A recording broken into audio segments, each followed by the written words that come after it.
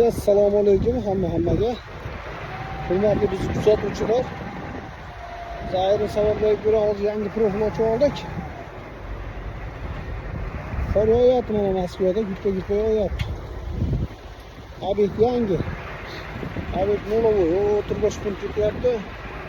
Uyalarda imkonlasa ko'lanadi. 1700 tonna. 1700 tonnalik obyekt. Ko'r yarisi bo'ladi. Chuqurligi 22 metr glubinasi kotlovanda. Shpunti uzunligi 27 metr bo'lyapti. Mana shu qilib.